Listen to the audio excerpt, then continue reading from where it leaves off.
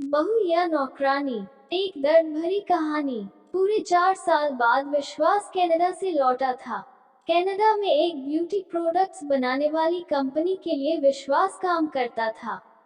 विश्वास अपने देश अपने घर लौटकर काफी खुश था।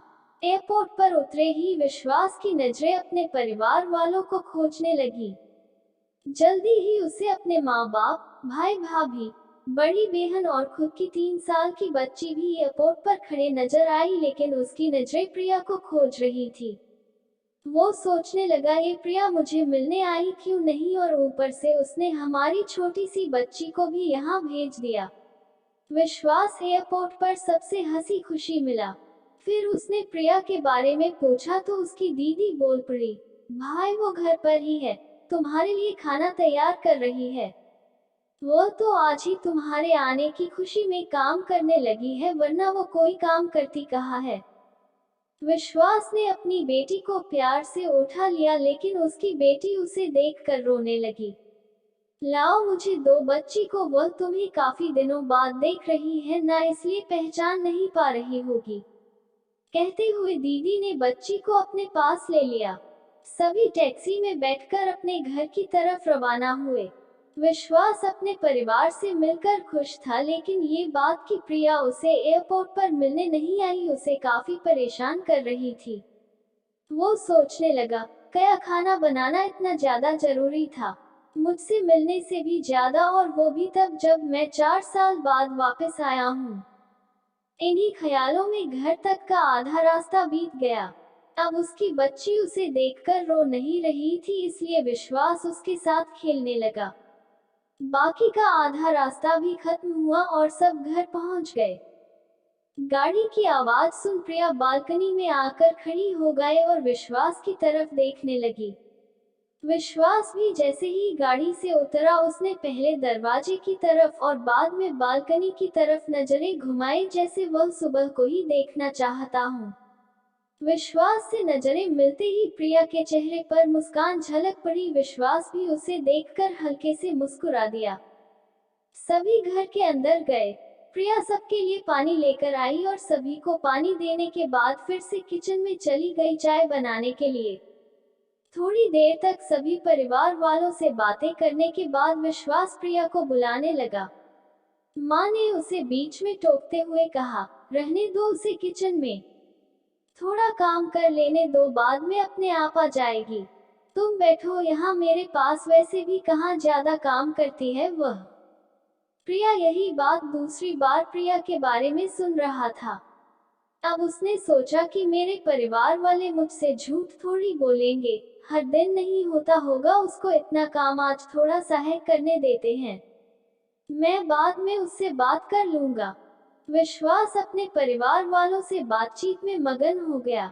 एक के बाद एक रिश्तेदार और पड़ोसी विश्वास को मिलने आते रहे और प्रिया को किचन से बाहर निकलने का समय ही नहीं मिला। सभी के लिए चाय बनाना, नाश्ता बनाना, यही करते करते शाम हो गई। शाम होते ही अकेली प्रिया इस बड़े से परिवार का खाना बनाने में जुट गई। 3 घंटे बाद सभी परिवार वाले खाना खाने के लिए डाइनिंग टेबल पर बैठे थे सिवा प्रिया के। विश्वास चाहता था कि प्रिया भी उसके साथ बैठकर खाना खाए, लेकिन फिर माँ ने कहा, अगर वह भी खाना खाने बैठ जाएगी तो सबको परोसेगा कौन। सभी के खाना खाने के बाद प्रिया ने अकेले खाना खाया। रात को सोने के वक्त विश्वास और प्रिया अच्छे से मिल पाए। विश्वास प्रिया के साथ काफी बातें करना चाहता था, लेकिन वह उसके चेहरे पर थकान और नींद अच्छे से देख सकता, इसलिए उसने शोभा को परेशान न करने का फैसला किया और उसे सोने दिया।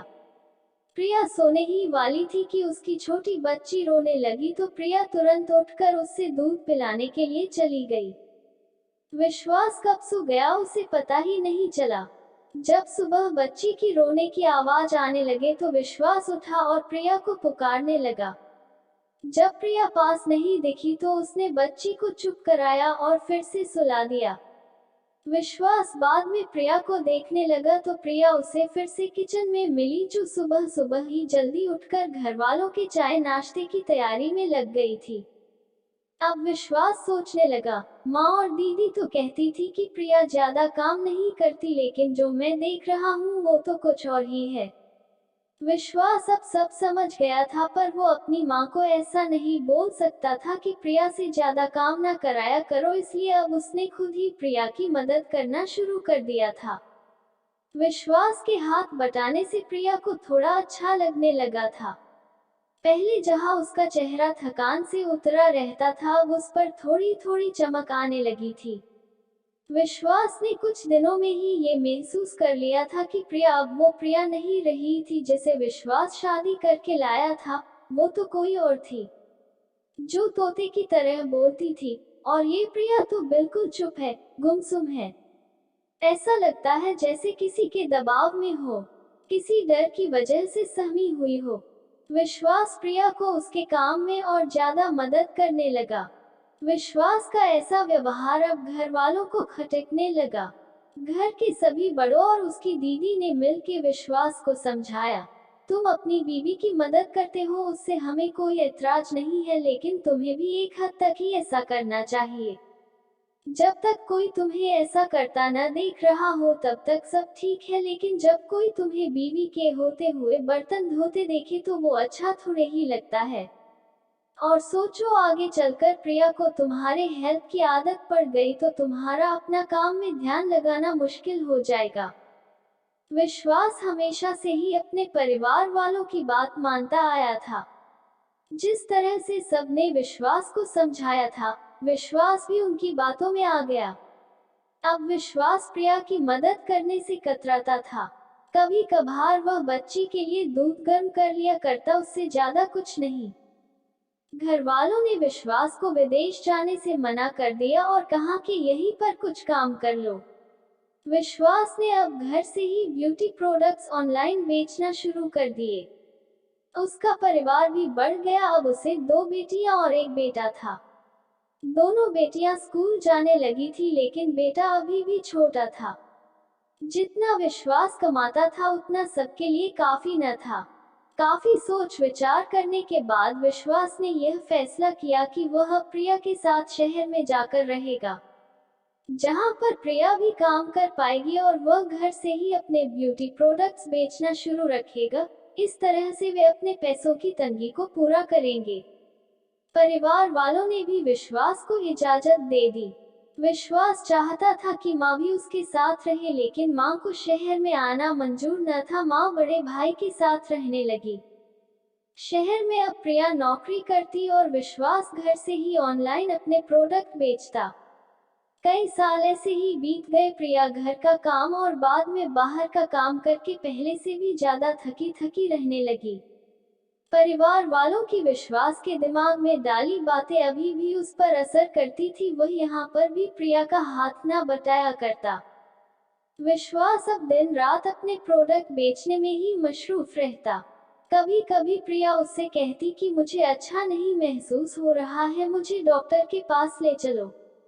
वो हाँ कह देता, लेकिन अपने काम में इतना खो जाता कि कभी उसको डॉक्टर के पास ले ही नहीं जाता।